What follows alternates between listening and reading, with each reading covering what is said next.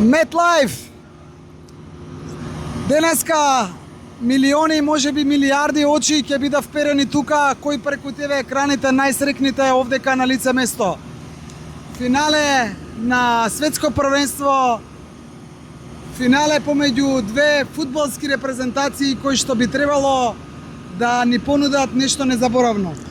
Аргентина, Шпанија, две репрезентации кои веќе ја ставиле светската фудбалска круна на своите гради, на својата глава, играат на MetLife стадионот за нов трофеј.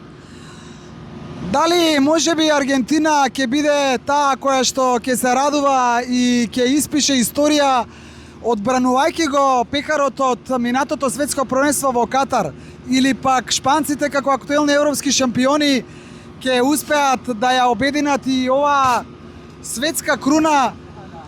Ќе знаеме за 2 часа почнува надпреварот, 90 минути после тоа, но како што некои предвидуваат дека ќе биде нерешено и дека можно е да се играат продолженија, па дури да се шутираат и пенали. Во оваква ситуација кога ќе се сударат две големи фудбалски велесили, би рекол, и ќе повторам веќе освојувачи на светската фудбалска круна, се е можно. Се е можно, има врвни мајстори од двете страни, Јамал против Меси, Мартинес, Лаутаро од едната страна, Джокерот на аргентинците. Имиња колку сакаш, тоа што знам да го кажам вака од ракав, без тефтери, без да читам, е дека пола Барселона ќе истрча, пола фудбалери на Барселона малте не ќе истрчаат овдека на теренот. Фактот дека јас ја носам Барселона исто како и Манчестер Юнајтед овдека во градите доволно зборува која е мојата возбуда. Од друга страна, Аргентина е јужноамериканска репрезентација, секој атрактивна. Марадона, ќе се подсетиме, 90-та и 94-та играше за Аргентина, 2010-та ја водеше аргентинската репрезентација како селектор, е на плејада на имиња кои стојат пред аргентинските успеси. Ова што денеска го гледаме на MetLife стадионот и околу него е нешто сосема различно. Еве во позадина најверојатно се VIP гости со придружба директно некој стигнува на стадионот со големо обезбедување. Вчера го поминавме денот овдека на MetLife, присуствувајќи на еден состанок на телата на FIFA, но муабетот ми е толку многу дожд и толку силно невреме беше вчера, а денеска е нов ден.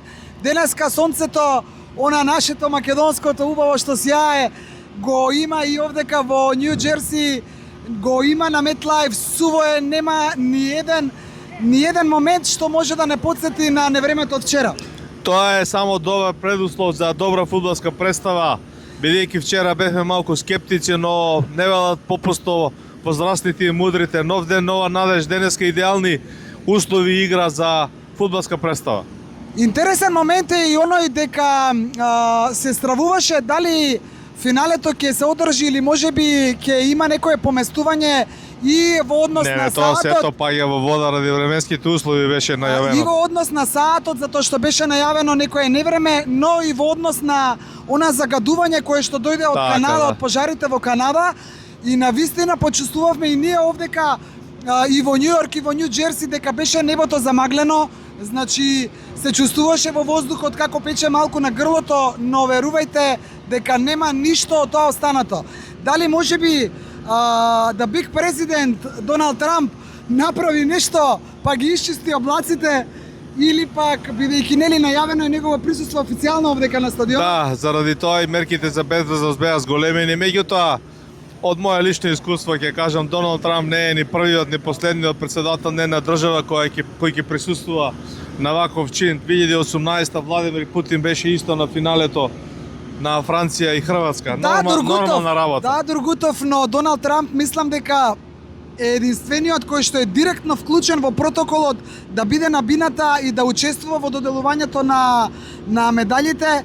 Тоа е Америка, тоа е Америка. Тоа е во официјален протокол, преседан, никогаш до сега се нема случено такво нешто. И релевантно маркетички активности, Доналд Трамп и на светското клубско првенство си го зема трофејот и си го присвои, па никој не се бунеше, дури ни Џани Инфантино не даде коментар. Малку само не фудбалски една реченица, кога веќе зборуваме на тема Доналд Трамп, овдека ние не сретнавме човек во Америка со кој што позборувавме без разлика дали е американец или е дојденец, кој што ги има неговите симпатии, но реков за тоа во не е моментот сега. Во секој случај, очекуваме добра фудбалска представа, финале 23-то светско првенство, Аргентина и Шпанија, врие од добри фудбалери. Дали можеби тактиката, среќата или промашените шанси ќе влијат на ова. На вчерашниот брифинг со Арсен Венгер и со Јирген Клисман беше и Жилберто Силва, беше и мистер Зуби, голманот на Швајцарија. Имаше многу конкретни анализи, покажаа дека некој пат голманите ги решаваат овие надпревари со добри одбрани. Јас сепак мислам дека the big one, дека Меси ќе има голема и важна улога во ова финале. Човекот е инспириран, човекот даде и покажа дека и на годините кои што ги има и те како знае да се однесува и да биде еден од најдобрите, еве нема да кажам во интерес на оние што го поддржуваат повеќе другиот, односно Кристијано Роналдо, значи мислам дека ќе има одлучувачка улога. Јас сум близко до тоа размислување, но во однос на конечниот резултат може би е интересно да споделиме едно размислување и размена на искуствата со мистер Джовани, потпаролот, официјалниот прв споксмен на FIFA. Може јас да кажам? Ајде. Да те пресечам малку? Да.